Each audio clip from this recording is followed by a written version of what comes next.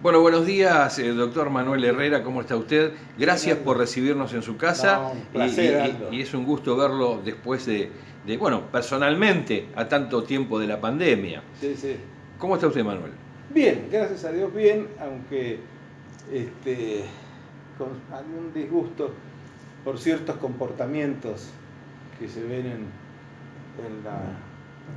en cierta dirigencia. Me disgusta, me parece que no es bueno, que no hay colaboración, que no hay consideración hacia el pueblo argentino en alguna dirigencia. Entiendo, al menos en esta su primera sensación que recibimos nosotros, nos obliga, de hecho, a preguntarle qué es lo que le está doliendo cuando ve esta realidad de hoy. Se lo digo para quien nos está escuchando, en su condición el análisis seguramente es vasto lo que nos puede aportar. Lo puede hacer como empresario, como ex candidato a presidente de la Democracia Cristiana, como un analista. Recuerdo también casi un politólogo en la década del 90 y el principio del 2000 interpretando determinados sucesos argentinos. Hoy, ¿qué le duele, Manuel, hoy? Aldo, cuando los países tienen que enfrentar crisis difíciles, o derivadas de la guerra, o de una pandemia, o de un país que económicamente ha sido saqueado y después y destruido su base productiva y su base social. Los países cuando se encuentran con esto y tienen realmente gente patriota y que quiere el beneficio de todos, saco lo de patriota para que no me acusen de patriotero, sino como quieren el beneficio de todos. Lo que hace es evitar los extremos, evitar las oposiciones sistemáticas y exageradas a quien en ese momento tiene la responsabilidad de gobernar. Esto es lo mismo que en la casa de uno. Si uno ve que la cosa está mal, trata de ayudar al padre, a la madre. Y yo veo acá a la dirigencia opositora de la Argentina que no sé si lo entiende o lo entiende bien, porque en algunas de esas personas sus antecedentes indican que lo entienden bien. En todos los países del mundo, y la Argentina incluso lo ha demostrado, se unen, tratan de evitar la gritería. En todo caso, se critica, por supuesto, porque eso es la democracia también, pero lo que se hace es conversar, dialogar, tratar de ayudarnos entre todos. No es ayudar a un gobierno, es ayudar a un país, es ayudar a un pueblo que lógicamente atraviesa sufrimiento. Y esto a mí me hace mal ver que haya tanto egoísmo en seres sin duda menores, inferiores, que componen esa dirigencia. No digo que todos lo sean, pero que muchos, que esa dirigencia opositora está constituida a veces y en lugares importantes por gente que es inferior intelectualmente, espiritualmente y además en cuanto a la consideración de los demás, la sensibilidad por los demás. Y eso me duele porque yo espero y quiero vivir en una sociedad distinta. Bien, dicho esto, doctor Manuel Herreras, y haciendo, digamos, de alguna manera esta postal que le duele, tengo también que preguntarle qué le gusta de este contexto político-económico. Hay gente que dice que está muy de acuerdo, otros que están completamente en desacuerdo, otros que tienen, digamos, un 50 y un 50 de opinión a favor y en contra, pero también están aquellos que dicen, no, mirá, me parece de que esto hay que mirarlo desde acá o desde dónde. Bueno, como en todas las cosas, Aldo, cuando uno hace un análisis de cualquier cosa, lo primero que mira es la situación. Un ingeniero mira el terreno, lo mide, dónde va a construir y entonces empieza a planear. Un médico lo primero que hacer es revisarlo a uno y ver qué medicina se puede aplicar en este cuerpo que está enfermo. No es así en abstracto las cosas. Y yo digo, ¿qué me pasa con este gobierno? Usted sabe algo, yo no soy peronista, mi origen es radical, Hoy en día con este radicalismo, por supuesto que no estoy, con este radicalismo oficial, que no es el radicalismo real, ni es el de Alfonsín, ni es el de Balbín, ni es el de Irigoyen, de ninguno de ellos. Cuando uno analiza el terreno de donde se está, y yo no quiero justificar que se hagan cosas mal, si están mal hay que decirlo, pero digo, hay que ver el contexto en donde asume un gobierno. Este gobierno asume con un país donde han cerrado entre 26.000 y 30.000 empresas, generando un desastre social y económico. Esto es antes de la pandemia, ¿no? Las políticas que se aplicaron generaron este problema. Dejaron al país sin crédito externo, porque después de los que eran 57.000 millones de dólares lo que le dio el Fondo Monetario, de los cuales el actual gobierno renunció a tomar 10.000, sí. O sea que quedamos en 47.000 millones. También sin crédito interno, con un ingreso fiscal lógicamente menguado, porque se habían cerrado 26.000 empresas. Además había una cantidad enorme de gente que no aportaba nada, porque no ganaba nada, y que incluso consumía poco. La situación del Tesoro Nacional, de los recursos con que puede afrontar un gobierno una situación, son escasas. Y encima de eso, cuando se produce la pandemia, exige que actuar sobre un sistema de salud que había sido destruido, abandonado, como la gobernadora Vidal dijo, no voy a inaugurar un solo hospital más. Y cumplió. Sí. Hospitales que a lo mejor le faltaban 3 meses para terminarlo, o ponerle algunos equipos, los paralizó. Y después los vandalizaron, se llevaron cantidades de cosas. Entonces había que reconstruir el sistema sanitario, había que reconstruir el sistema social, porque la gente estaba desocupada, empresas que había que salir a ayudarlas para que no cierren y generen un perjuicio mayor a la economía y a la sociedad, porque nueva gente desocupada. Entonces todo esto es lo que a mí me hace ver que yo le agradezco enormemente al actual gobierno lo que ha logrado. Es decir, el país ha seguido funcionando, no solamente ha seguido funcionando bien, hay 2.000 obras que se están ejecutando en la Argentina, tan importantes como caminos, etcétera, sino que además de eso ha salido a auxiliar a empresas que de otra manera hubieran cerrado despidiendo gente y dejando de producir. Con lo cual hubiera generado la necesidad de importar y las divisas no estaban. Pero además de eso ayudó a esas empresas y ayudó con distintos sistemas y distintos aportes a familias, a personas, con ayuda familiar. Sí, el IFE, el ATP para el caso de las empresas. Cantidad de cosas. Yo digo, lo que acá yo le invito a la gente que se pregunte, ¿cómo se hizo esto? ¿Cómo se pudo hacer todo esto? Frente a todas las dificultades que hemos relatado. Y no es para justificar nada. O sea que usted está destacando el hecho de que Argentina no tenía crédito internacional cuando el gobierno de Alberto Fernández asumió. Sí.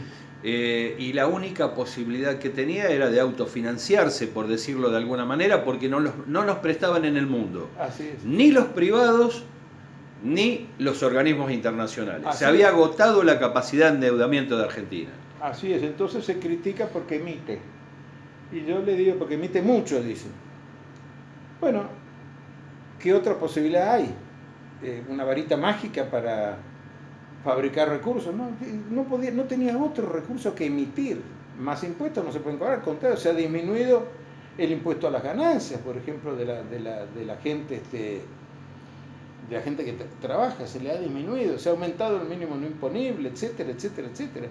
Es decir, se han disminuido impuestos, se dejaron de cobrar impuestos a empresas en dificultades, como son impuestos nacionales, ¿no? Porque los de acá de la ciudad le han seguido cobrando, le han aumentado el ABL y todo, incluso los negocios están cerrando, a los comercios, a los bares, confiterías, restaurantes. Estamos hablando de Horacio Rodríguez Larreta. Exactamente, sí.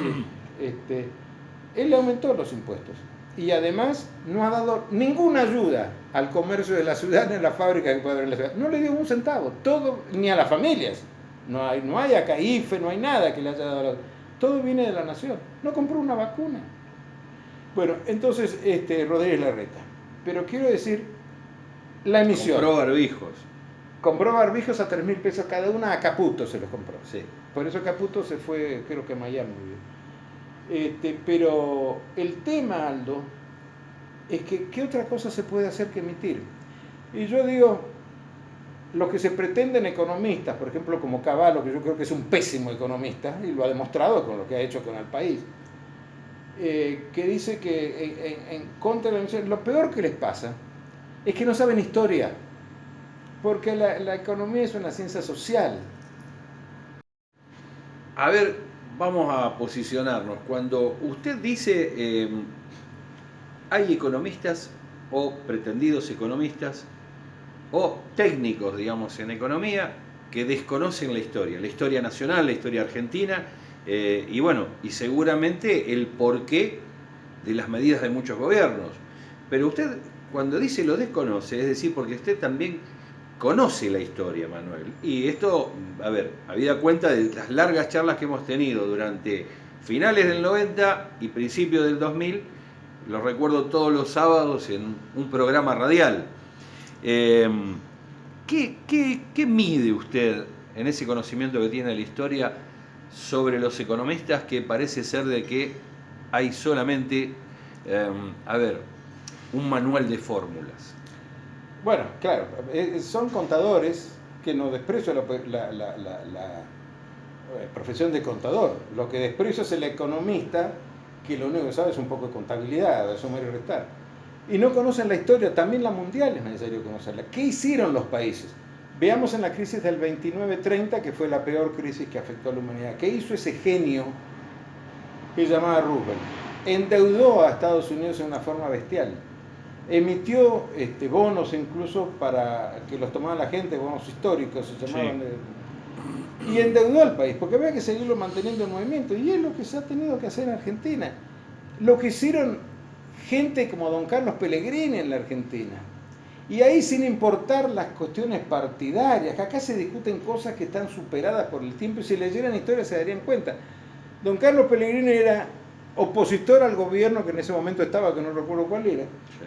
Y se discute la ley que va a provincializar no me acuerdo, un territorio nacional, no me acuerdo cuál era, francamente, pero atacan los oficialistas, atacan al ministro de Economía, porque plantea el ministro de Economía que el Tesoro Nacional iba a ayudar a ese territorio para que pudiera ser una provincia. Y dicen, ¿por qué le van a sacar plata a los demás? Como se dice ahora, ¿por qué le van a sacar plata a la ciudad de Buenos Aires, a la provincia de Buenos Aires, para ayudar a provincias más pobres? Y don Carlos Pellegrini, opositor al ministro de Economía, dice, eso es lo que tiene que ocurrir si queremos hacer una república y queremos hacer una nación. Los más ricos deben ayudar a los más pobres. Las provincias más ricas o los lugares más ricos tienen que ayudar a los más pobres. O sea, son cosas que no estarían hoy en discusión si hubieran leído un poquito la historia. O el otro, Tetas, que está hablando también que es candidato a diputado por la capital, creo, por Cambiemos. Sí. Cuyo discurso ahora, ayer lo estaba escuchando, y que creo que es lo que está formando la columna vertebral de la política que Cambiemos, o Juntos, no sé cómo se llama, pretende implementar. Sus proyectos son, primero, privatizar todas las empresas que son públicas hoy. De nuevo, repetir una de las cosas que nos han traído al desastre. Bueno, hay otras muchas ridiculeces que propone. No conoce la historia, pero la historia reciente no la conoce. Ni siquiera pretendo que conozca la de hace 50 años, no conoce la de ahora. Lo que ha pasado en el empobrecimiento de la Argentina con el cierre de los ferrocarriles, después la supresión con el plan Larkin, que era un general americano, el plan Larkin, que vino a destruir el sistema ferroviario argentino y destrozó todo, ¿no? Entonces, la destrucción de YPF, la privatizaron a YPF.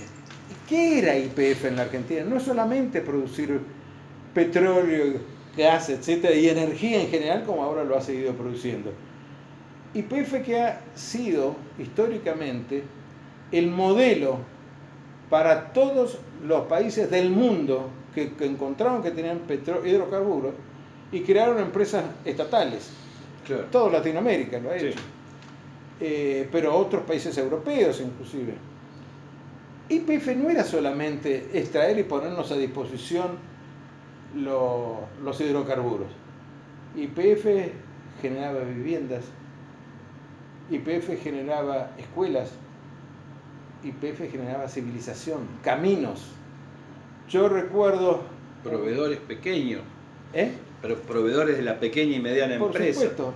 Yo recuerdo a un amigo, Menéndez Betty, Sí. que él tenía mucha tierra en Tierra del Fuego. Y siempre decía que lo que había hecho YPF y Gas del Estado fue una maravilla. En cuanto a que crearon caminos, crearon comunicación. Sin esas empresas no estaría integrado el territorio nacional y quién sabe si Tierra del Fuego hubiera seguido siendo parte de nuestro territorio. Inversiones que no querría hacer, digamos, en aquel entonces la Standard Oil o la Deutsche Shell. Exacto. Pero además, estas empresas producían estas empresas extranjeras que venían acá, por ejemplo, a Salta, producían verdaderos escándalos.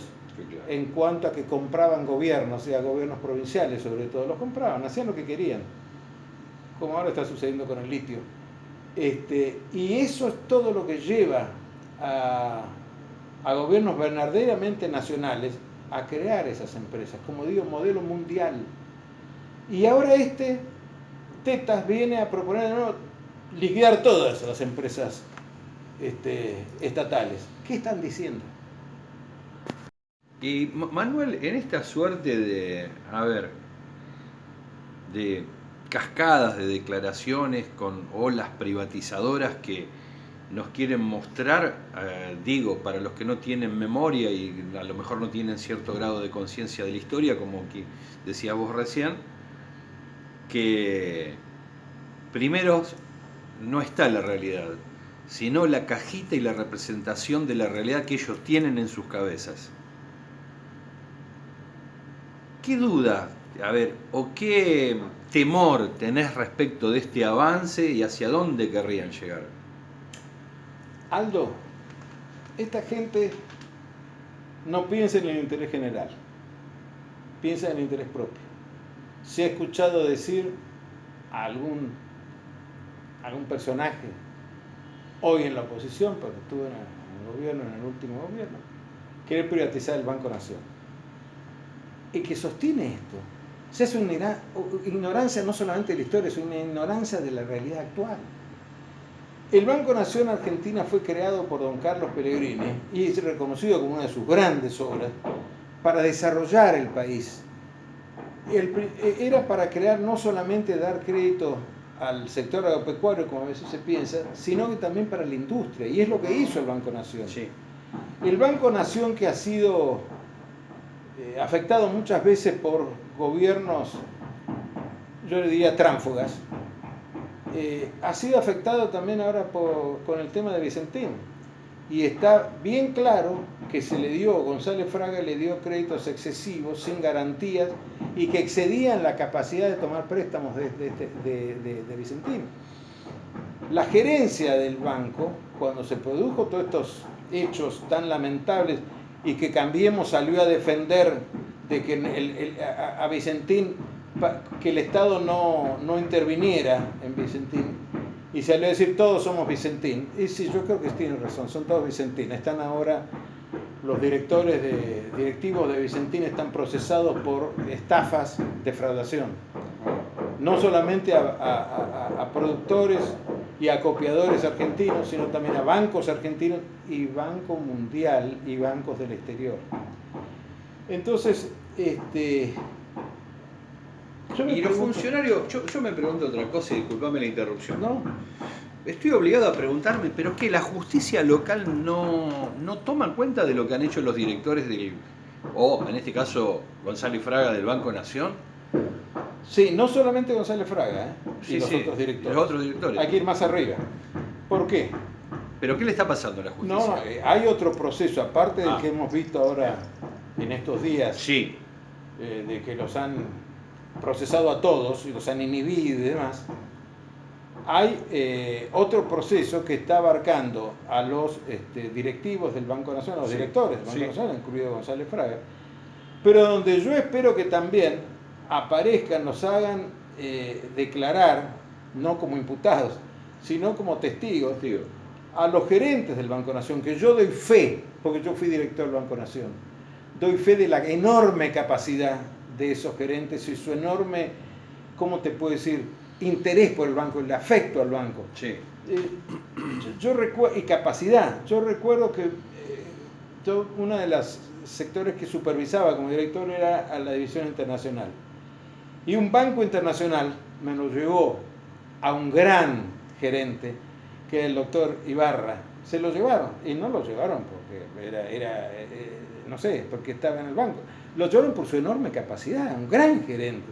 Me acuerdo del doctor Tomé, director de Asuntos Jurídicos, unas personas extraordinarias. Estos, hay que citar a los actuales, porque cuando se produjo este escándalo de los préstamos excesivos que le han dado, que fue hace tiempo, sí, Vicentín. a Vicentín, los gerentes dijeron, cuando nosotros, como línea, como gerentes, les negábamos un crédito, se cruzaban hasta la Casa Rosada, que está justo al frente de la Casa Central. Y de allí venía la orden, que era Macri, que daba la orden de que le dieran la plata. Nardelli, hay un reportaje, una nota muy buena de este periodista rosarino que es excelente, que diputado provincial en este momento, ¿cómo se llama? Carlos de Frade. Del Frade, amigo, yo le tengo gran estima. Sí. Empezamos peleando y nos hicimos muy amigos. Del Frade cuenta que Nardelli, aquel presidente de Vicentín que murió raro, como Sí, que murió en los sí. pocos días de toda esta quiebra, Sí, que Nardelli le dijo, mi mejor amigo es Macri. Ah, ¿por qué no lo citan a Del Frade, que repite esto que lo tiene escrito? sí, claro. ¿Cómo que es su mejor amigo? ¿Y cómo venía estos créditos excesivos? Que además, ahora vienen otros juicios, viene el juicio, estamos con la defraudación y estafa a los productores, a copiadores y a ciertos bancos nacionales, pero va a venir el otro juicio, que es la responsabilidad de los directores y otras estafas peores todavía, porque acá no se ha afectado solamente el crédito, la ocupación de miles de personas, la cuestión de la exportación y demás, se ha afectado el prestigio internacional de la Argentina. El Banco Mundial ha presentado una querella contra Vicentín, es decir, el mundo nos está viendo como estafadores, porque allá no se discute de quién es Vicentín, no saben muy bien si es del Estado, de quién es, si somos los argentinos todos o son unos cuantos. Estamos quedando como estafadores y acá vienen todos los juicios que tienen que venir, por favor, tienen que venir cuanto antes. Coincide esto con otra traición, disculpame te saco un poquito del tema, viene con otra traición, con este horror del espionaje a las que hoy, Familiares de Lara San Juan, sí. de Lara San Juan. Mañana 28. Sí, tiene que ir a Dolores. Y están verdaderos canallas, dirigentes del PRO, encabezados por Lombardi, están alquilando 400 ómnibus para llevar gente, para acompañarlo a Macri. Pero señores, por Dios, acá se ha hecho espionaje tremendo sobre gente que estaba sufriendo uno de los dolores más terribles, porque además de la muerte, yo estuve algunos días con dificultades muy fuertes para dormir, pensando en esos argentinos, y una chica había también. Sí, claro, misionera. Esos argentinos que estaban ahí hundiéndose en el fondo del mar, con los dolores que sufrirían en la asfixia, esos vapores que salían, y sabían que no salían más. Y esas familias que ni siquiera pudieron hacer el duelo de ver a sus familiares, tener por un lado el sufrimiento ese que yo lo sentí en carne propia, pensando en esos pobres argentinos que estaban ahí abajo, seres humanos, y en las familias el dolor tremendo pensando en la tortura que sufrirían en una muerte horrorosa. Y esto son culpables, son victimarios los mismos que han generado esta destrucción de la Argentina. Los mismos que está el caso de Aguat, radical, que no sé hasta dónde radical, pero que además de esta imputación que tiene por el Ara San Juan, hizo aquello de querer presentar, de querer hacer un arreglo, aprobó un arreglo al correo argentino, sí, que ofrecía Macri, que era regalarle el 90% o el 95%, sí, de la deuda que Macri tenía, sí, se la daba. Y era el presidente. Sí, claro. Entonces démonos cuenta con qué gente hemos estado tratando.